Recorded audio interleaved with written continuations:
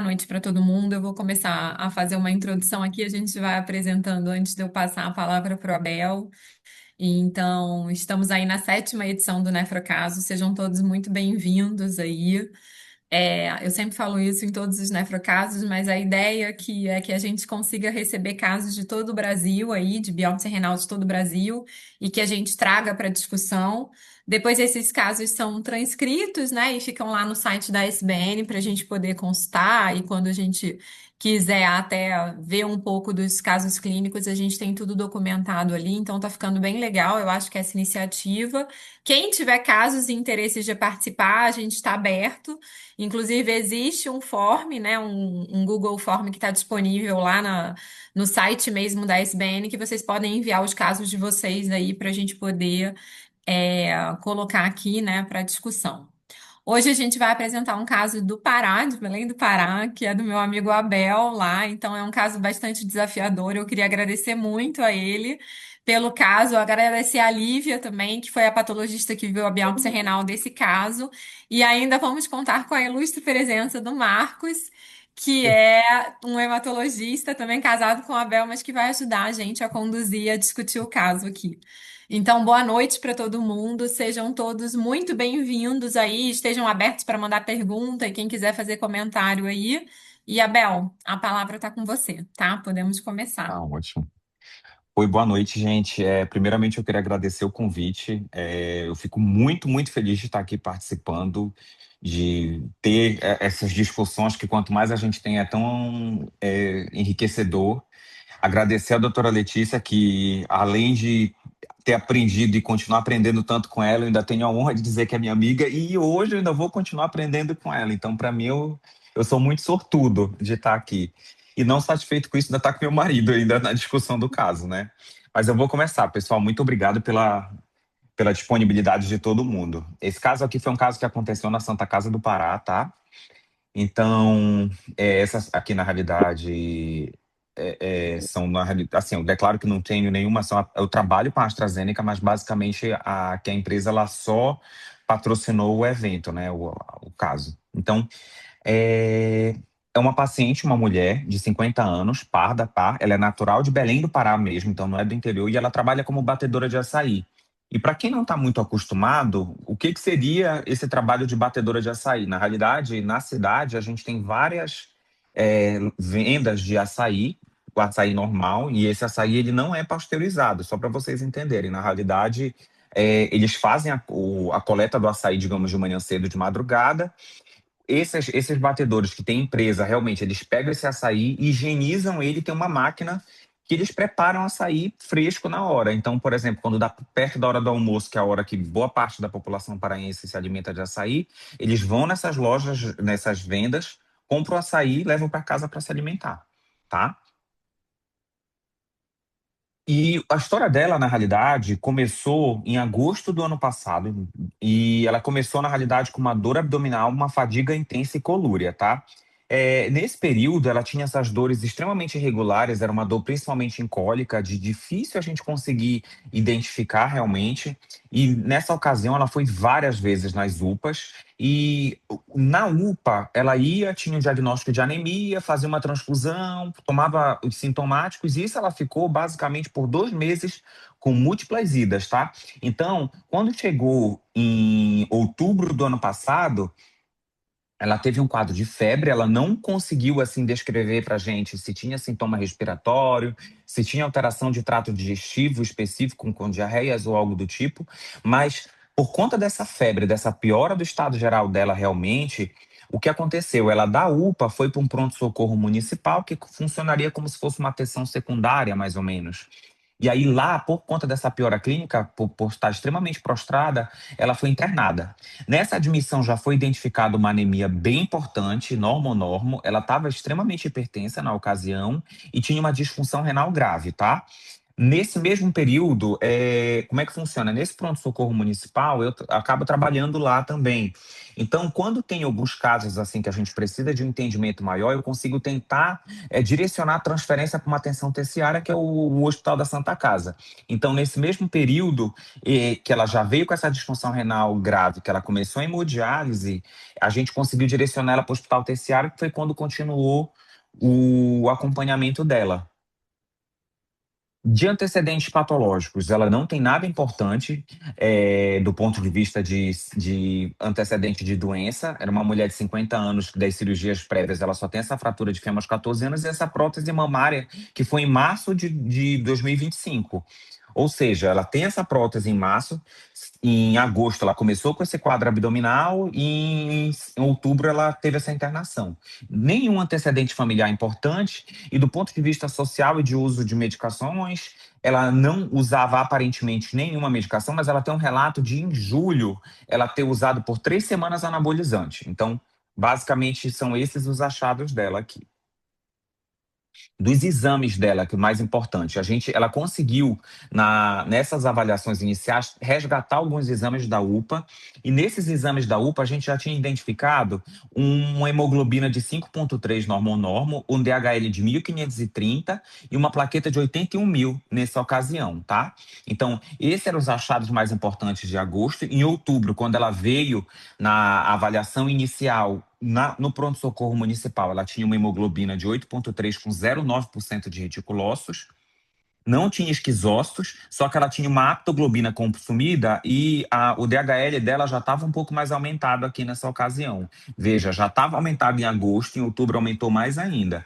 Plaqueta, mantendo essa plaquetopenia, o perfil de ferro dela não tinha, estava com essa hiperferritinemia, realmente. E aqui, por conta dessa investigação do quadro dela de anemia, aparentemente com essa hemólise, foi feito também o Cumbis direto, que veio negativo. E para a gente ver o quão importante assim, era a evolução desse quadro dela, a hemoglobina dela, de um dia para o outro, teve uma queda de 3 pontos, e isso sempre assim deixou a gente extremamente preocupado. Aparentemente, ela tinha realmente esse quadro aí de hemólise que a gente estava indo investigando o que estava acontecendo, né? Além disso, a creatinina dela já era de 10,2 admissional com 196 de ureia. Foi tentado inicialmente um manejo conservador por 2 dias para ver se ela conseguia realmente melhorar. A questão é que, mesmo fazendo hidratação, tentando entender o que estava acontecendo ali dos exames dela, ela cursou com hipercalemia e foi optado por iniciar a hemodiálise. Dos exames dela mais importantes, ela já tinha aqui em agosto uma hiperbilirrubinemia, realmente, a custa de bilirrubina direta. Então, era 4,5 de total, a custa de 4 de direta, né? Com TGO tocado. Então tá. Então, quando a gente raciocina a respeito desse caso, a gente pensa assim: uma mulher jovem com uma dor abdominal relativamente subaguda com quadro de icterícia, né?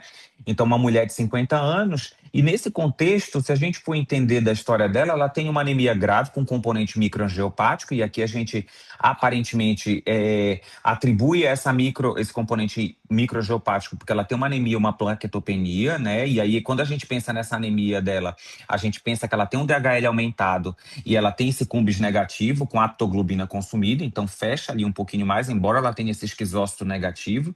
E aí, a gente pensa que esse esquizócito, ele é teoricamente operador dependente, né? Então eu sempre fico com o pé atrás nesse contexto da gente confiar ou não em esquizócito negativo. Tinha essa plaquetopenia e disfunção renal importante. Além disso, quando a gente se debruça a respeito do histórico dela, o que era de importante, pensando em tudo que a gente investigou, era realmente esse uso de anabolizante e o implante de prótese mamária. No raciocínio de investigação dela, a gente vê que ela tem de fato uma microangiopatia trombótica, né? Por quê? Porque essa paciente tem essa anemia microangiopática, a plaquetopenia tem uma disfunção de órgão, que nesse contexto a gente pode considerar até mais de um, porque teoricamente ela tem esse TGO e TGP relativamente alterado com hiperbilirrubinemia. Além disso, ela tem essa disfunção renal. A questão é que, nesse momento, quando ela chegou com esse quadro, a primeira hipótese na nossa cabeça foi exatamente um quadro infeccioso, porque veja, aqui em Belém, epidemiologicamente falando, quando a gente tem esse período de chuva, a mais acontecendo, ou quando mesmo fora do período que o paciente, que tem uma chuva um pouco maior, geralmente a gente vê nesses prontos-socorros municipais o aumento da incidência de leptospirose. E o quadro geralmente vem exatamente assim. Inclusive, um dos motivos de ter feito esse manejo conservador inicial foi pensando principalmente numa hipótese de lepto para ela. Ela estava com essa disfunção renal relativamente importante, com um potássio que não vinha tão alto, então a gente pensou numa microangiopatia trombótica, de repente infecciosa, secundária leptospirose. Pensou num contexto de droga? Será que esse anabolizante, de repente, teve esse contexto aí também? E outra hipótese, numa mulher jovem com quadro assim, é pensando em algo autoimune também. Será que ela fez aquela síndrome de Ásia, que é aquela síndrome relacionada a um agente externo que pode induzir uma resposta autoimune? Tá? Então, pensando exatamente nessas hipóteses, começou o rastreio de investigação dela. No hospital municipal, a gente não tem todos os recursos para fazer essa investigação realmente de uma forma mais eficiente. Então, a atenção terciária aqui ela ajuda bastante, que é a Santa Casa. Pensando nesse rastreio infeccioso, a gente fez todo o painel de sorologias que a gente tinha disponível na ocasião, e assim, ela tinha um anti-HBS positivo, as sorologias para hepatite todas negativas, pesquisa para plasmódio também, doença de Chagas, todas, a gente fez toda essa investigação para ela. Ela tinha um IgG positivo tanto para EBV, quanto para dengue, quanto para CMV, mas o IgM não reagente, então assim, não falava tanto a favor dessas síndromes febris. É, Pra VDRL também negativo, lepto veio todos negativos. Então, assim, aparentemente, por essa investigação inicial, a gente acabou descartando um componente de lepto ali para ela naquela ocasião, tá? Lembrando que essa investigação a gente fez também em agosto, no período que foi feito na UPA, mas a gente repetiu ela na Santa Casa, tá? Então realmente confirmou. Agora, em relação às provas reumatológicas que foram investigadas, além de realmente se tinha ali, de repente, uma gestação junto, foi feito e confirmado. O fã dela veio menor para 1 para 40. Todo o painel reumatológico dela foi investigado. Realmente, o que veio de mais importante a se considerar foi que ela teve ali uma tendência a uma diminuição no limite inferior da normalidade desse C3. Foi a única coisa ali que a gente ficou investigando. Além disso, não teve nenhuma outra achado das provas reumatológicas que deixasse a gente um pouco mais pensativo a respeito de algum diagnóstico, tá? E o Cumbis nessas ocasiões todas sempre se mantendo negativo. A gente investigou se ela tinha sinais de cronicidade desse rim, que é uma das coisas que a gente sempre vê por conta desse perfil de disfunção renal dela, né? Os rins, eles tinham realmente uma hiperecogenicidade difusa e com textura preservada. Rim de 11 centímetros, tanto direito quanto esquerdo, não tinha nenhuma alteração que justificasse algo assim mais crônico realmente, tá? Aparentemente era um quadro muito mais agudo. Então, o que que acontece? A gente fez toda essa investigação, não estava identificando as causas realmente do quadro dela, e aí, pensando exatamente na possibilidade dessa disfunção renal, a primeira coisa que a gente pensou era fazer uma biópsia renal. A questão é que, por conta das plaquetas dela, a gente não conseguia. E fazendo todo o acompanhamento, fazendo todo o manejo dela, tentando identificar o quadro, o mais difícil para a gente foi exatamente identificar o que estava acontecendo, porque ela tinha uma variação dos índices tanto de plaqueta quanto de hemoglobina ao longo dessa internação.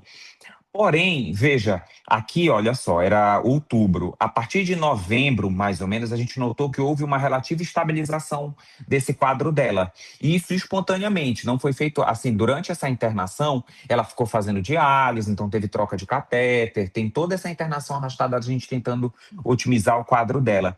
E nessa internação, o que aconteceu? A gente conseguiu ver que houve uma maior estabilização das plaquetas dela, então, exatamente para que permitisse a gente conseguir fazer uma investigação muito mais ativa, porque a gente estava pensando numa microangiopatia trombótica. Foi descartado esses componentes infecciosos, foi descartado esses componentes relacionados à autoimunidade. O próximo passo era a gente tentar entender se tinha ali, de repente, drogas ou algo do tipo. Na literatura não tem tanta descrição de microangiopatia trombótica induzida por anabolizante, então, assim, ficou esse processo de identificação do quadro dela e a biópsia ela seria realmente o que iria nos ajudar. E a gente vê também que nesse mesmo período, junto com essa estabilização dos índices hematométricos, houve uma melhora da aptoglobina em novembro, no mesmo período que houve essa melhor estabilização do quadro. Então, a partir daí, a gente conseguiu realmente fazer a biópsia renal dela. E a doutora Lívia está aqui exatamente para nos ajudar nesse momento, porque é muito curioso que eu conto essa história, porque ela fez a biópsia, geralmente a biópsia vai para a doutora Lívia, e eu já conheci ela da residência, e aí vira e mexe, eu ligo para ela e converso com ela. E eu lembro que quando ela foi conversar comigo, ela disse: Abel, a história dela não está batendo muito com o que eu estou achando aqui nos achados dela. Me conta direitinho como é que foi esse quadro dela. E aí está aqui a biópsia dela, doutora. Não, peraí, deixa eu só. Volta para a biópsia ali, Você Abel. Vamos consegue? perguntar se alguém quer Tá, comentar alguma coisa antes da gente ver a biópsia, antes da Lívia falar. Professor, o senhor quer isso é falar? importante. Porque, para mim, assim, algumas coisas chamam atenção. Pelo visto, foi uma ira mesmo, né, Abel? A gente não tinha Uhum, característica sim. prévia, né? E ela ficou Não, dialisando não quanto tinha. tempo? Ela ficou dialisando até final de novembro. Ficou quase assim. Ela começou em outubro, início de dezembro ela saiu da diálise. Então ficou 2 meses dialisando. E você E conseguiu assim, biopsiar ela? Ela estava em diálise ainda ou ela já tinha saído? tava em diálise. Tava em diálise. Tava, só que assim, a gente começou a espaçar a diálise dela nessa ocasião. Ela tinha começado, então, a recuperar um pouco de débito urinário aí nesse Isso, momento. Foi isso? exatamente. É, porque o que eu Uhum, acho que o que chama muita atenção no quadro dela é que, assim, ela faz uma hemólise, mas não é uma hemólise como a gente costuma ver, por exemplo, em microangiopatia Chu, assim, né? Porque que é aquela coisa, uhum, é muito grave, né? Faz uma anemia muito grave mesmo, assim, e melhora, né? Assim, parece um curso mais uhum, intermitente do que me chama um pouco de atenção. E uhum. a ira veio e ficou um tempo mais longo aí mesmo, né? Isso aí é bastante ira mesmo. Então, assim, enfim. Eu acho que é o sentido que a gente vê aqui. Não vou estragar a biópsia nem nada, né? Porque a gente acaba vendo. Mas eu queria saber se alguém quer comentar alguma coisa, tem alguma dúvida do caso, ou se a gente pode seguir. Não? Qualquer coisa, se vocês quiserem mandar no chat, gente, pode mandar, tá bom? Lívia, então vou Uhum. passar a palavra aí para você resolver, como sempre, o problema. A biópsia Posso renal sempre passar? resolve. Pode. Pode passar. Então, essa primeira imagem aqui é um recorte representativo com a coloração tricrômico de Masson. A gente via que os glomérulos eles estavam em número de 14, tinha dois globalmente escleróticos, que é um número, né, ok, e eles não apresentavam alterações significativas, os restantes. Quer dizer, eu não sei se vocês veem a minha seta, não, né? Não. Não, mas Você que Eu não fala aí sei que o como é que Abel faz coloca para assim. apontar. é, eu vou apontando. Pronto. Então, pensando em microangiopatia trombótica, a gente não vê mesangiólise, não tem trombos de fibrina, Uhum, não tinha endoteliose uhum, também. Então, o compartimento glomerular não estava afetado. A imunofluorescência também era inespecífica, tinha uns depósitos de IgM inexpressivos, em pequena quantidade, né? E o compartimento intersticial dá para ver que não tem fibrose, mas os tubos estão um pouquinho afastados, então tinha edema e um pouco de infiltrado inflamatório também, linfomononuclear. A principal alteração, no entanto, era no compartimento tubular. Embora a foto esteja. Não, pode voltar aqui ainda. tá Embora a aqui, foto esteja um pronto. pouco longe, se vocês repararem, os túbulos eles têm a luz bem evidente, né? A luz dilatada. E em alguns a gente vê cilindros granulosos. Tinham alguns cilindros que eram vermelho, assim, rutilante. Acho que aí não dá para ver muito bem É. nessa aproximação, infelizmente, mas tinham cilindros muito vermelhos e que ao maçom eles também eram, né, fucsinofílicos vermelhos. Isso é sugestivo de ou hemoglobina, cilindro de hemoglobina, ou de mioglobina. Outra alteração que tinha eram grânulos acastanhados no citoplasma dos túbulos. Então você vê que o citoplasma está um pouco vermelhinho, mas um vermelho mais quente, assim, né? Porque tinham grânulos acastanhados. Esses grânulos acastanhados poderiam ser duas coisas: grânulos de lipofuscina, que é só um pigmento degenerativo, que não causa alteração tubular, não seria a etiologia da alteração tubular, mas poderia ser hemosiderina. Pode passar. Então, com a suspeita de deposição de ferro, de hemosiderina, a gente faz essa coloração chamada PELS. É uma coloração em que o tecido ele é embebido no ferro cianeto e daí depois é aplicado ácido, e se tiver coloração pelo ferro, ele vai formar o pigmento azul da Prússia. E aqui, como vocês podem ver, está bem azul, né, no epitélio tubular. Então, confirmou que tem deposição maciça de ferro no epitélio tubular, e isso era a etiologia da lesão tubular. E essa alteração a gente chama de hemosiderose renal. Essa alteração, então, patológica pode estar associada a etiologias por causa de hemólise, né? Ou anemia falciforme, que ela não tem, né? Poderia ser por uma válvula protética cardíaca, válvula mecânica, até microangiopatia trombótica, talvez, e hemoglobinúria paroxística noturna também é uma causa importante. Aí eu falei, né, para o Abel, coloquei lá na nota, agora se vira. E aí, assim, o que que acontece? Geralmente, nesses quadros, quando a gente já estava, assim, o nosso raciocínio todo era voltado para o paciente com uma microangiopatia trombótica, né? E a gente pensou, de repente, que ela tinha feito, até então, né? A gente pensou, de repente, que o anabolizante pode ter servido como um fator ativador de complemento na ocasião.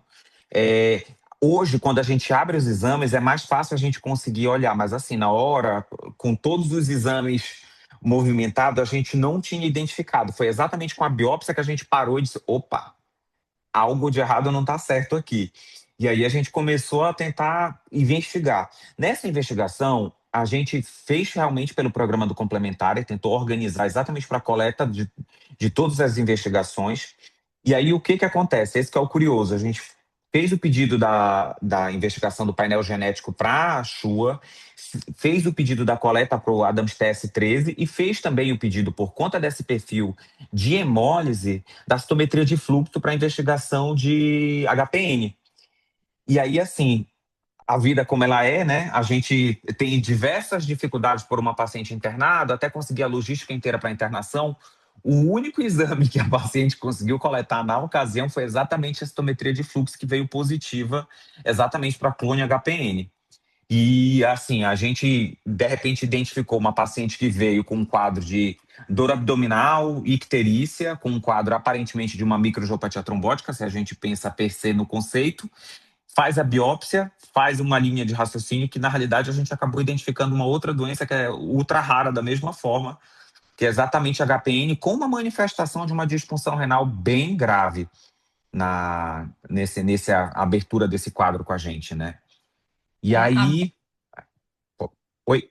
Não, desculpa, pode falar, termina seu raciocínio.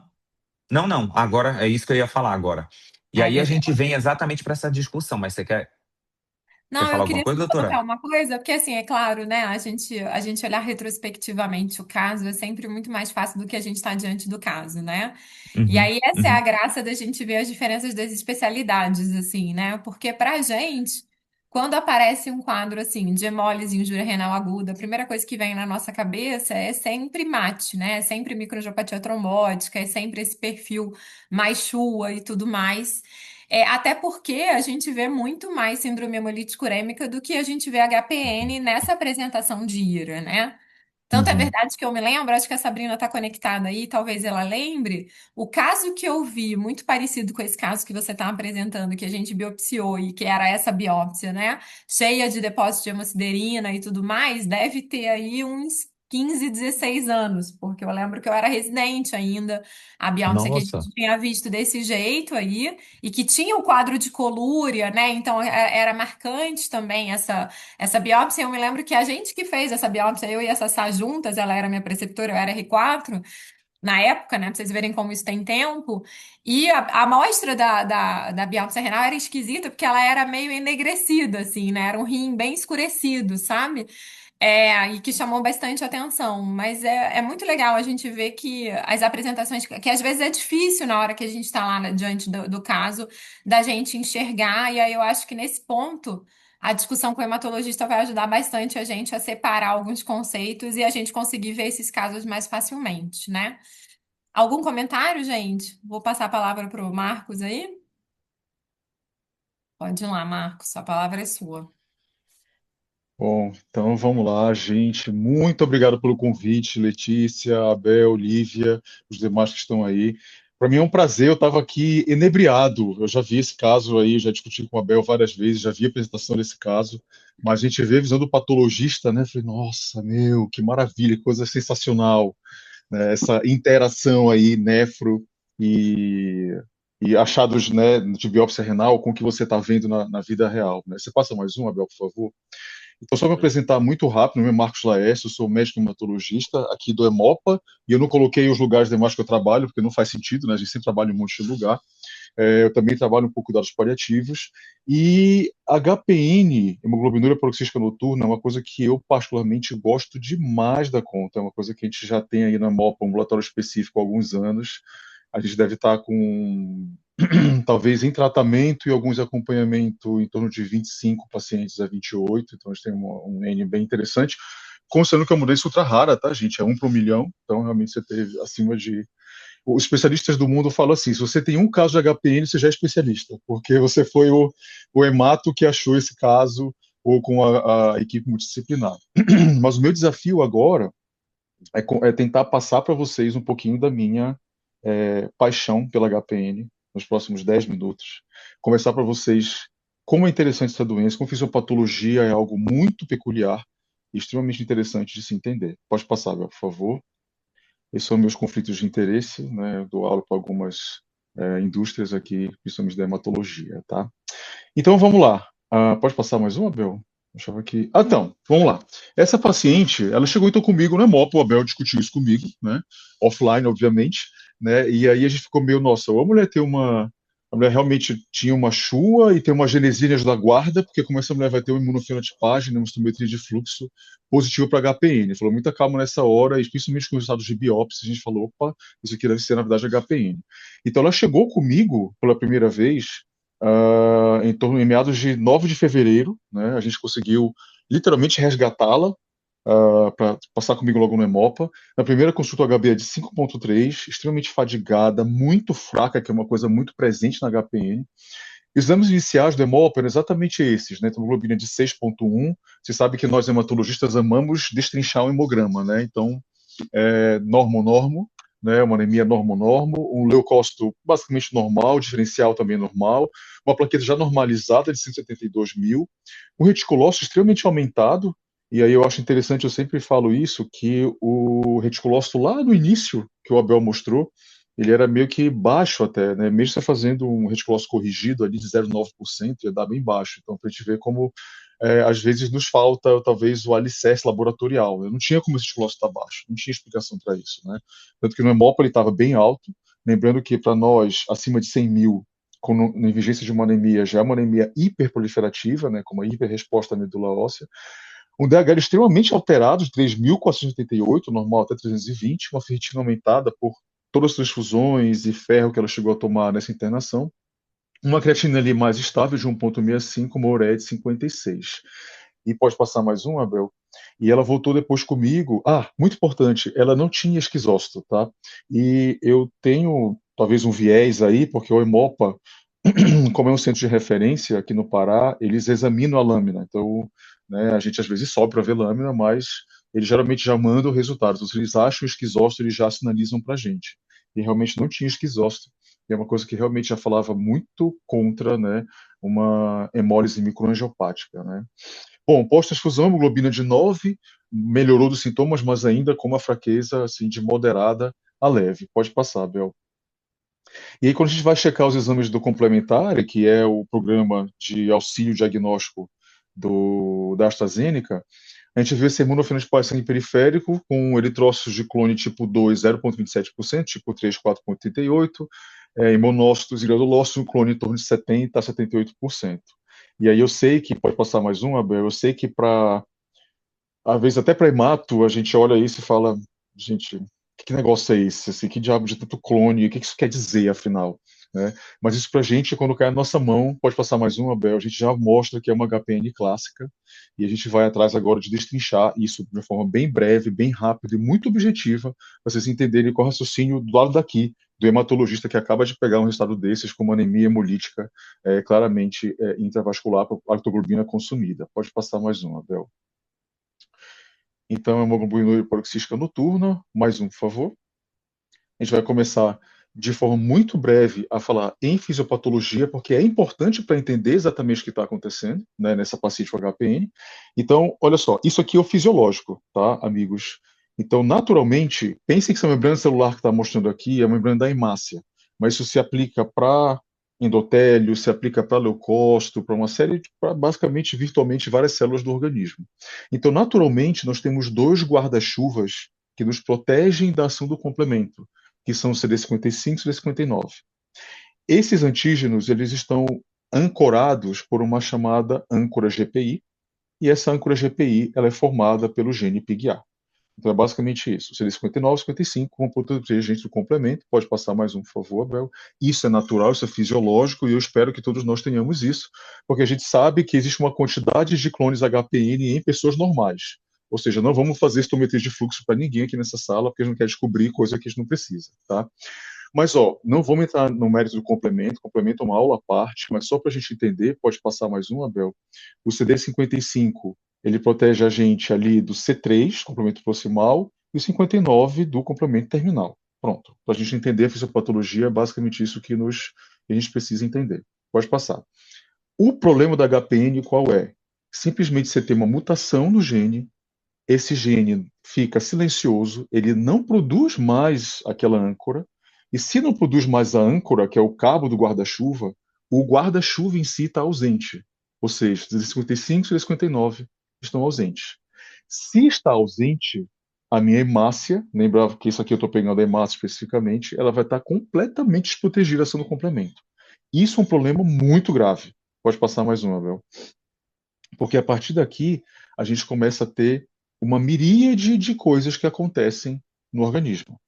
Olha só o que acontece aqui à esquerda de vocês. Isso é uma superfície de hemácia, uma membrana hemática da célula vermelha, completamente metralhada. Pode passar mais um, Abel? Metralhada pelo complemento, pelo MAC, complexo de taquiamembrana membrana.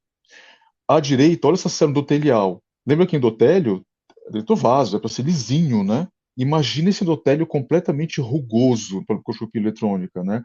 Quando você passa por aí, tudo do sangue passa por aí, você tem uma ativação de um monte de coisas, uma cascata inflamatória horrorosa. Então, para a gente ver como é deletéria essa patologia. Pode passar mais um, Abel.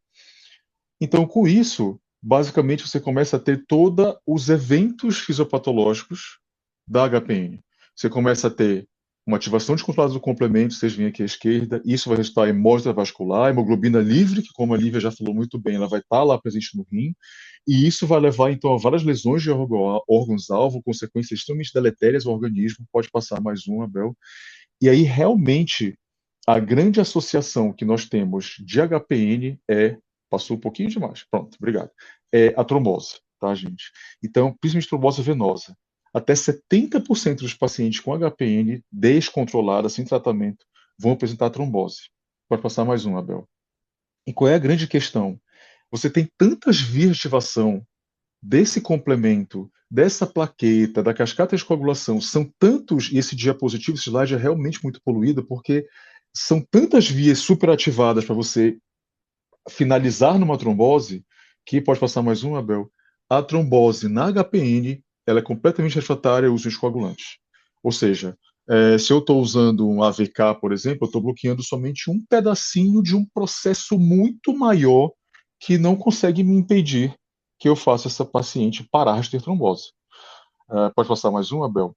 Então, a HPN, gente, mais um, Abel. Uma HPN, ela é a doença mais trombofílica da face da Terra.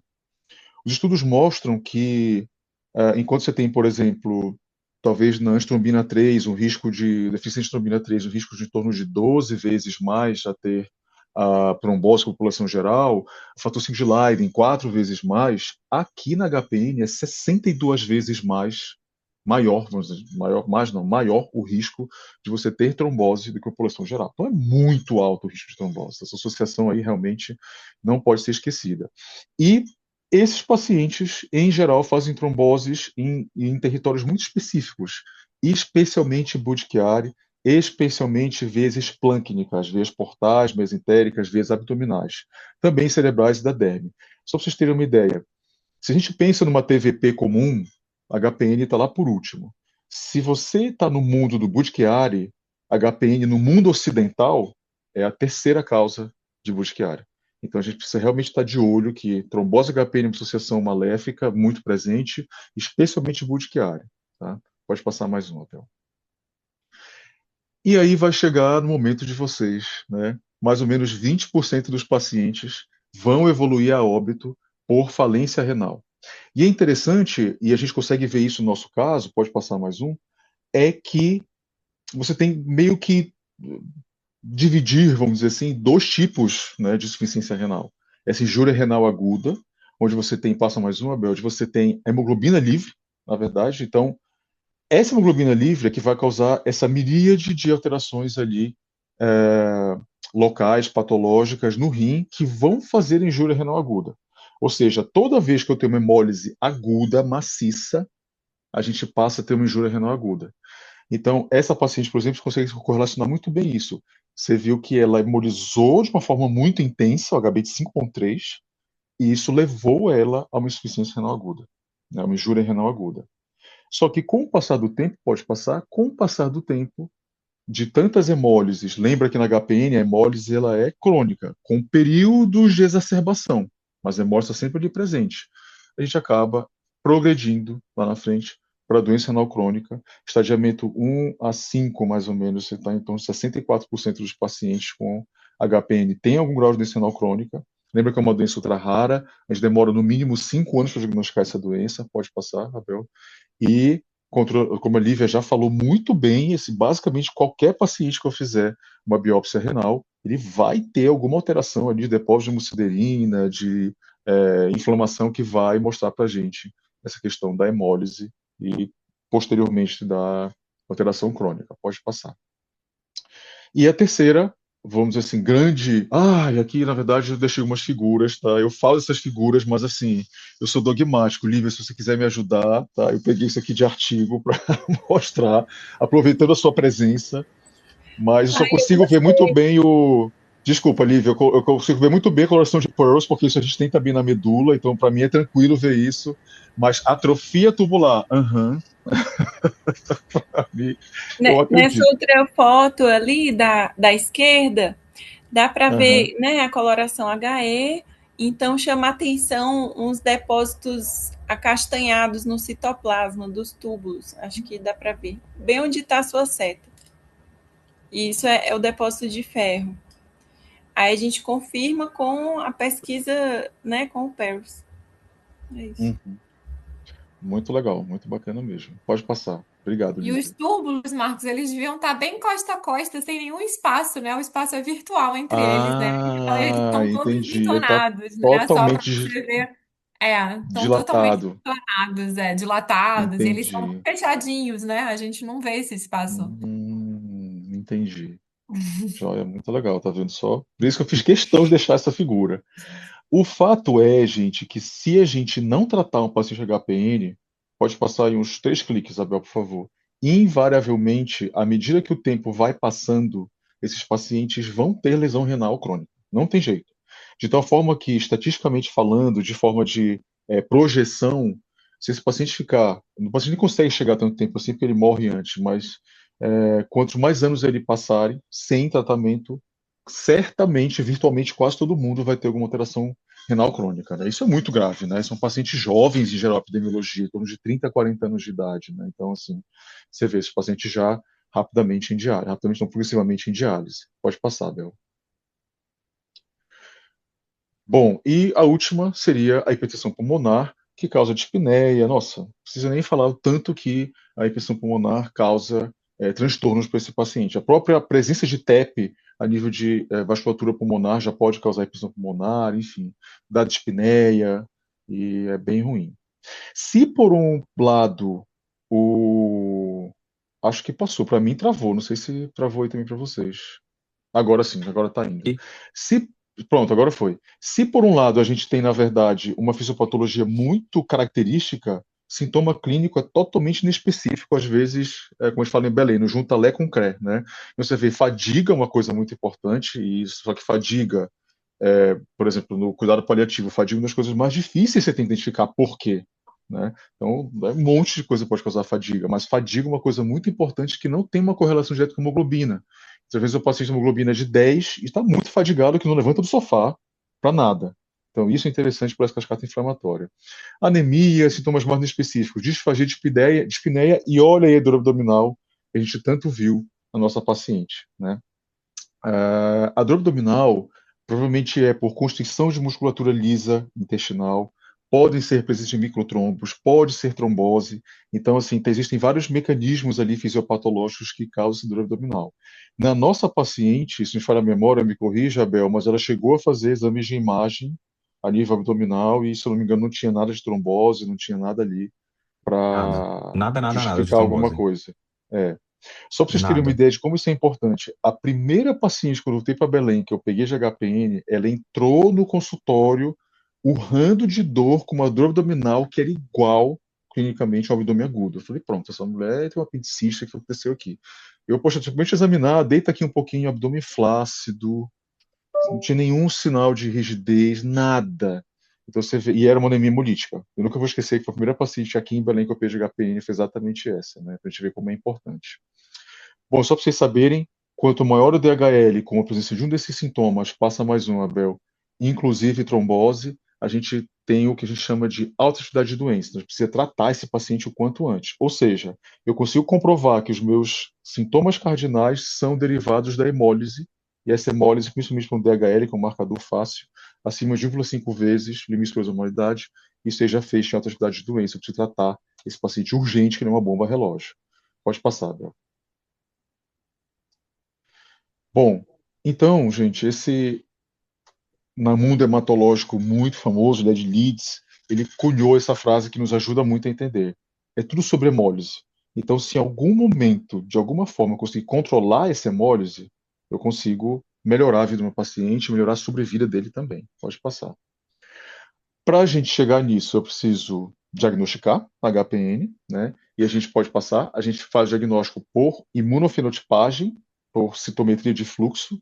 Gente, eu deixei aqui teste de RAM, mas pelo amor de Deus, ninguém pede mais teste de RAM há anos, tá? Pode passar mais um, Abel. Então, realmente, a citometria de fluxo e sangue periférico, a gente chama mais de imunofenotipagem. Pode passar mais um. Eu não sei se toda a plateia está acostumada a saber o que é citometria de fluxo. A gente, como hemato, usa muito. Então, a citometria de fluxo, basicamente, você tem anticorpos fluorescentes, que uma vez que eles se ligam no seu antígeno, eles emitem luz. Essa luz, ela é lida por um aparelho que chama citômetro de fluxo, e a gente consegue dizer, célula tal é positiva para antígeno tal, negativa para antígeno tal. Isso a gente usa para leucemia, e qualquer líquido corporal você pode usar. Você pode usar para medula óssea, pode usar para líquor, a gente usa muito para infiltração de leucemia aguda. Em líquor, você pode usar para, enfim, derrame pleural, o que vocês quiserem. Né? Então vejam bem que, na verdade, quando a gente pesquisa a citometria de fluxo, a gente vê a negatividade do CD55 e CD59. Ou seja, essa célula que é negativa para isso, para esses antígenos, ela é um clone HPN. Ela é uma célula sensível ao complemento. Pode passar. E quando a gente lê o exame, é exatamente isso que a gente vê. Então, olha só, pode passar mais uns 3 cliques, Isabel, por favor. Monócito 70,8%, ou seja, 70% das células monocíticas são completamente sensíveis à ação do complemento. Granulol 78,3. E olha que interessante, no glóbulo vermelho é menos, né?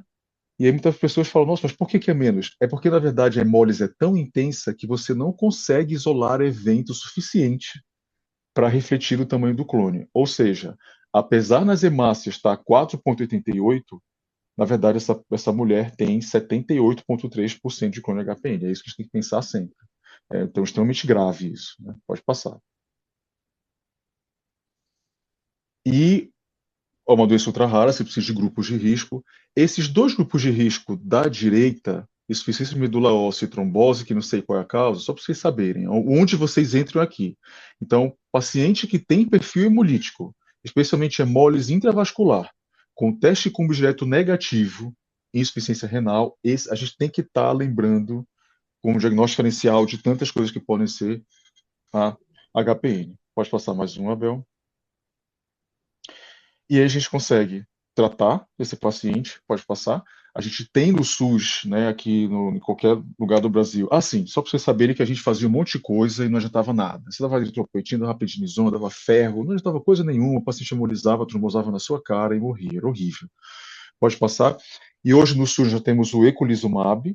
O eculizumab ele é um anticorpo anti-C5, ele também é usado para chua, né, em doses maiores, mas realmente revolucionou, foi o primeiro em dose de complemento para essas doenças de complementopatias. Pode passar mais um. Para quem não tem conhecimento ou não tem contato, o eculizumab ele é feito semanalmente, então são 4 doses de 600 miligramas, a quinta dose vira 900, e aí vira 900 a cada 14 dias para o resto da vida. Ou seja, existe um burden bem importante aí nesse paciente. Você imagina você tomar, essa paciente que tem 46 anos, se eu não me engano, 45, ela tomar para o resto da vida dela um medicamento a cada 14 dias.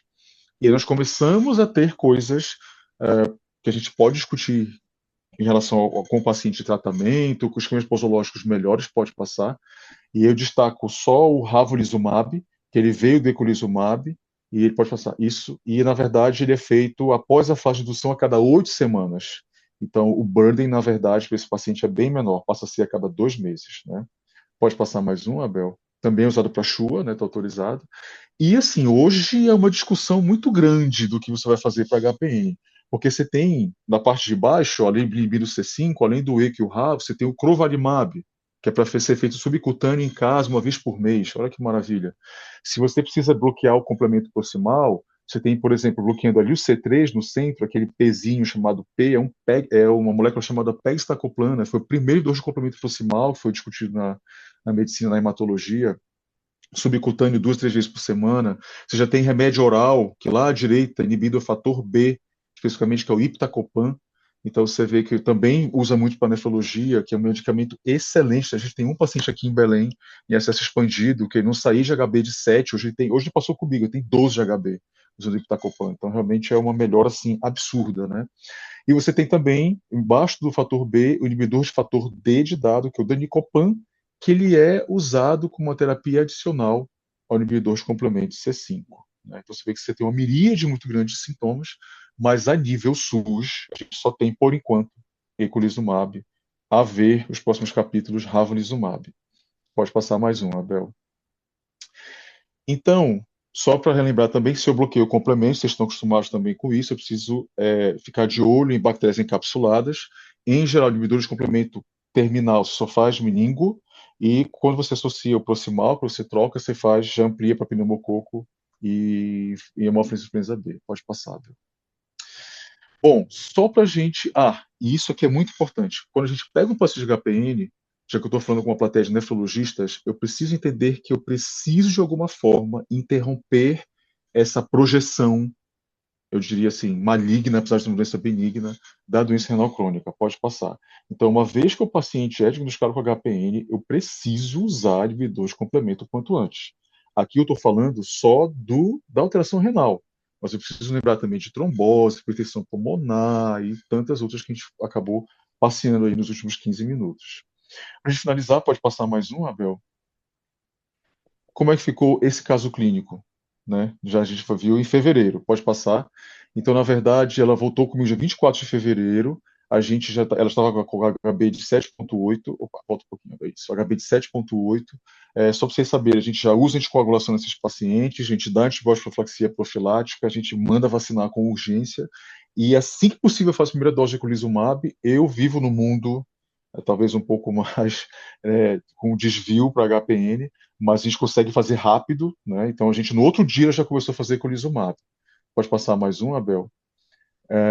Então, de posse dos exames todos, a gente diagnosticou a atividade de doença, começou com o Lizumab.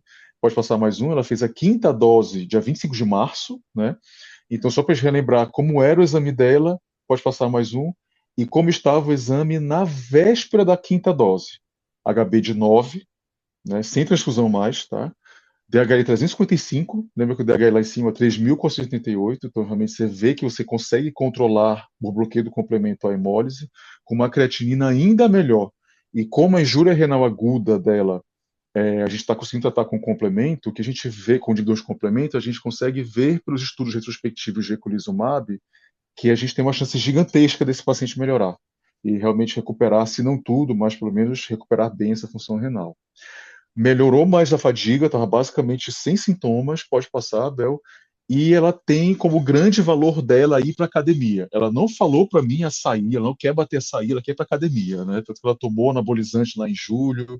E aí eu falei, amiga, se jogue, vá para academia, você já está mais estável, HB de novo. Vá devagar, porque você não vai conseguir mais carregar o mesmo peso de antes, mas você já está protegida com o eculizumab, então só tome cuidado, vá com calma. E é isso. E, para finalizar, eu juro que eu não recebo mais nenhuma verba de Belém do Pará, mas eu sou um profundo entusiasta do nosso turismo. Então, por favor, tanto quanto Letícia, venha nos visitar aqui em Belém quando for possível, tá bom? E eu estou aberto para perguntas, gente, antes de passar para o Abel e para os demais. Muito obrigado. Obrigada, Marcos. Eu adoro visitar Belém do Pará, eu adoro a comida de Belém do Pará, inclusive. Bom, gente, está aberto para perguntas e comentários aí. Alguém quer falar alguma coisa? Eu vou deixar aberto aí. Até para chamar atenção, né, Marcos? Eu acho que aqui, só como nefrologista até aí falando, né, a injúria renal aguda que a gente vê no caso aí é uma lesão de pigmento, né, gente? Então, assim como a gente vê injúria renal aguda associada à bilirrubina, o quadro aqui é de uma injúria renal aguda associada à hemoglobina, né? Então, é um quadro absolutamente tubular, de uma apresentação assim bem distinta, né, do que a gente tem nos quadros renais aí de microangiopatia trombótica, onde a gente acaba tendo lesão vascular, mesangiólise, né, com acometimento glomerular, inclusive, mais proteinúria e tudo. A proteinúria pode aparecer na hemoglobinúria paroxística noturna, né, mas usualmente nesses quadros mais de progressão e de doença renal crônica aí, né? Uhum. Então, eu até me pergunto, né? Porque hoje em dia a gente sabe que, por exemplo, o podócito tem CD55. Eu não sei se lá vai faltar também, na hora que acontece tudo isso, mas enfim. Só para a gente colocar aí, eu acho que a apresentação foi bem gira mesmo, então a paciente vai recuperar, agora resta saber o que que vai sobrar aí depois desse quadro. Mais comentários? Eu acho que o Felipe entrou. Felipe, você quer comentar alguma coisa? Oi, pessoal, boa noite. Chegando Boa atrasado Boa aqui. noite. Excelente apresentação, Marcos. Cheguei agora no final, não peguei a apresentação de Abel. É sempre um desafio diagnóstico para a gente, né? HPN tá ali no clínico, não só no nefrologista e no hemato. Eu acho que a aula abriu assim a mente da gente para a gente pensar nesse diagnóstico diferencial tão difícil. E queria parabenizar pela apresentação. Sem mais comentários, Letícia. Boa noite. Boa Obrigado, noite, Felipe. Felipe. Obrigada. Eu Professor, acho já? que. Não. Doutora, eu Perdão. queria só completar um negócio que eu pensei da gente colocar. Ah, não, se quiser, o professor pode falar também, que depois a gente colocou uma tabela meio que para separar, para tentar organizar o raciocínio depois Ah, desse tá. slide. Tem mais um. Mas aí o Ah, tem professor, vou mais um? aguardar. Beleza, gente. A Tem. Sabrina já tá com o braço levantado. Quer falar, Sabrina? Pode falar. Sabrina? Acho que ela só levantou a mãozinha para dizer que ela tá aqui, gente. É Mas a para dizer que gente ela já teve um foi em caso Belém mesmo. também, é Eu isso. falei isso, né? Eu não tô de brincadeira. A gente viu um caso muito igual, assim, tá? Há anos e anos atrás, inclusive até tava na época Eu lembro da gente ter mandado esse caso para a SBN, né? A gente mandava mensalmente alguns casos e tudo mais ali para o Dr. Rui, né? Que tem os casos dele publicados e tudo aí. A gente chegou a mandar esse caso também, a Sabrina até que me lembrou. Bom, pode passar, Abel, para o seu Consegui último. falar, voltei, cheguei. Ah, Parabéns, Abel, Marcos, Letícia, por ter é, é, selecionado esse caso.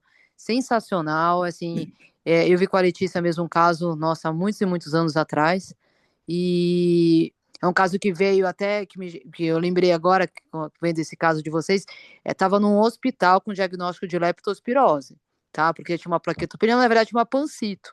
E aí pediram uma vaga no HC, era do Grajaú, me pediram uma vaga no HC, porque a médica clínica, a residente de clínica que estava de plantão, me ligou e falou: Sabrina, eu conheci a médica, falou: esse caso está muito estranho, não é, eu não sei o que que é, mas a paciente estava urinando escuro e tem uma pancito e agora tem diálise.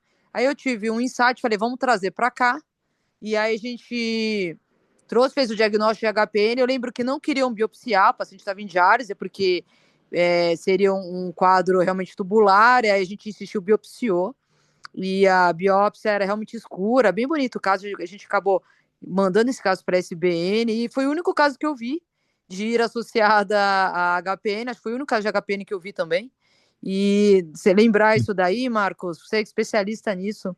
Eu nem sabia que era a doença mais trombótica que existe. Para mim era SAF. Bom saber, aprendi. E, Abel, muito bom o caso. Parabéns para vocês. Obrigado. vai lá, Abelzinho, pode concluir. Vamos lá. Então, aqui, gente, eu acho que é mais interessante para a gente organizar o pensamento a respeito dessa diferença, porque, querendo ou não, a apresentação ela veio como algo que na nossa cabeça, como a doutora Letícia falou, a gente está tão habituado a ver a plaquetopenia com anemia microgeopática, a gente vai direto para diagnóstico diferencial e até chegar a descartar para ver se é Shua. E na HPN se apresentava de uma forma alternativa, porque o exame não é preto e branco, né? Mas assim, a principal diferença quando a gente pensa em mecanismo principal, a Shua é uma ativação desregulada da via alternativa, enquanto que o HPN, na realidade, a gente tem aquela alteração exatamente genética relacionada com a proteção do complemento. Então, você tem uma doença clonal de célula-tronco hematopoética, né?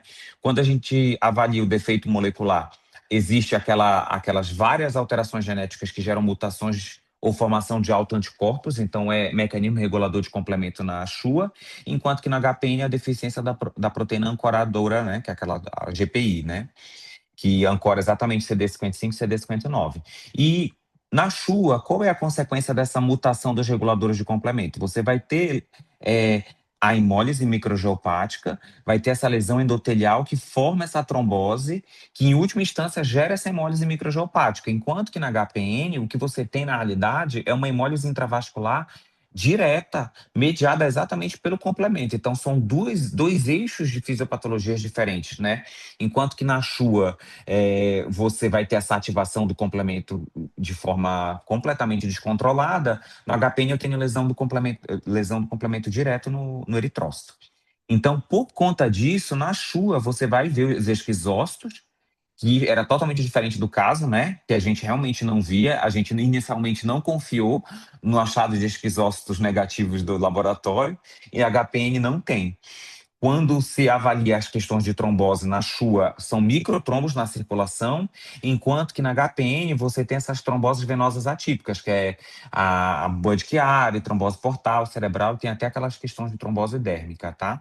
Em relação às plaquetas, a Shua você tem uma plaquetopenia frequente, enquanto que na HPN existe associação, na realidade, quando você tem tromboses mais graves, arteriais, mas de um modo geral a plaqueta é baixa. E o diagnóstico, realmente, quando você avalia com HPN, é a citometria de fluxo.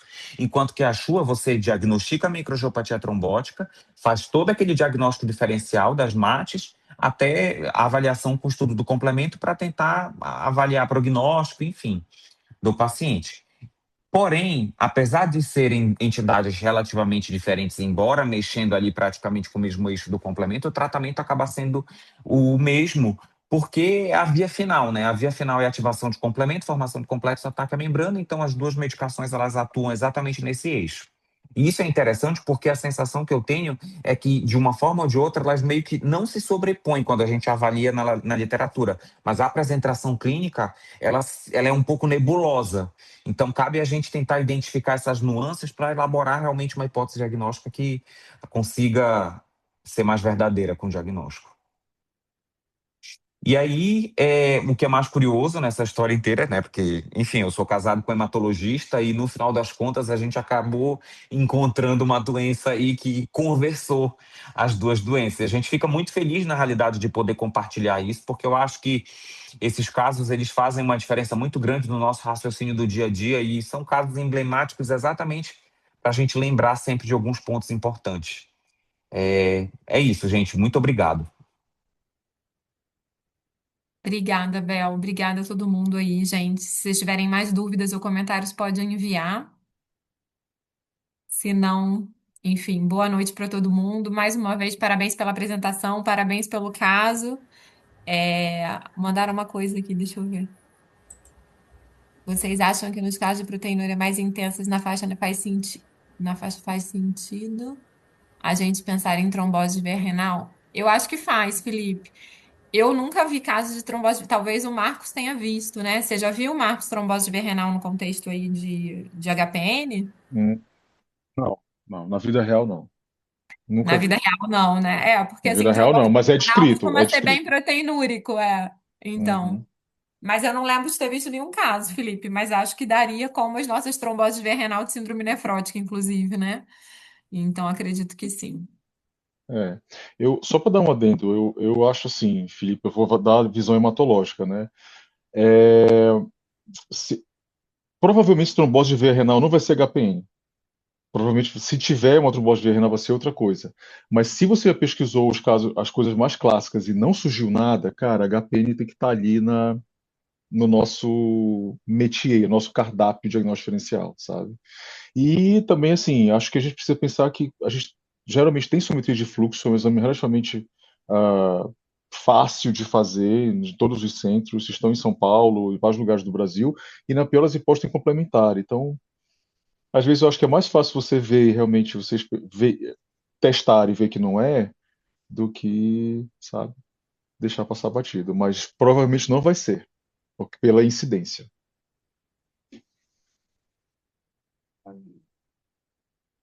Mais alguma coisa, gente? Bom, então boa noite para todo mundo aí. Mais uma vez, muito obrigada. E até o mês que vem, né? Daqui a pouco a gente divulga aí qual vai ser o dia do mês que vem aí que teremos nefrocasos. Um abraço a todos aí. Um abraço.